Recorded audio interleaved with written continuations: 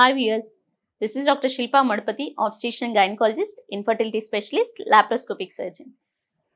నేను ఈ రోజు అబార్షన్ తర్వాత ఎన్ని రోజులకి పీరియడ్స్ వస్తాయి ఈ టాపిక్ చెప్పదలుచుకున్నాను. చాలా మంది అబార్షన్ జరిగిన తర్వాత మేడం వెంటనే మాకు కరెక్ట్ టైంకి పీరియడ్స్ వస్తాయి, ఎన్ని రోజులు పడుతుంది, డెలివరీ లాగా లేట్ అవుతుందా, ఈ క్వశ్చన్ అడుగుతారు.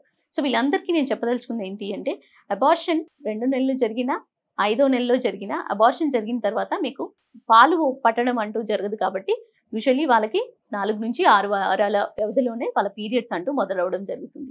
చాలా రేర్ కేసెస్లో మాత్రం ఇది ప్రొలాంగ్ అవుతుంది. ఎవరికైతే హార్మోనల్ ఇంబ్యాలెన్స్ ఉన్నప్పుడు, కానీ హార్మోనల్ ఇంబ్యాలెన్స్ అనేది PCOS వెంటనే డెవలప్ అయినప్పుడు, యాంటీ హార్మోన్స్ ఏదైతే అబార్షన్ బేస్లో అబార్షన్ ఇచ్చే క్రమంలో మెడిసిన్స్ ఇస్తారో దానివల్ల హార్మోనల్ ఇంబ్యాలెన్స్ అంటూ మొదలైతే వాళ్ళకు మాత్రం డీలేడ్ సైకిల్ అంటూ అవ్వడం జరుగుతుంది. అదే ఎర్లీగా పీరియడ్స్ అంటే 4 వారాల లోపు వచ్చినట్టయితే దెన్ అదేమైనా ఇన్కంప్లీట్ అబార్షన్ అనేది రూల్ అవుట్ చేసుకోవాలి.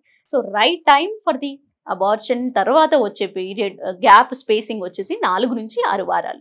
సో ఈ విషయం గుర్తుపెట్టుకొని తొందరగా వచ్చినా ఒకవేళ లేట్ అయినా మీ ఇన్వెస్టిగేషన్స్ అంటూ చేయించుకోవడం అతి ముఖ్యమైనది. Thank you.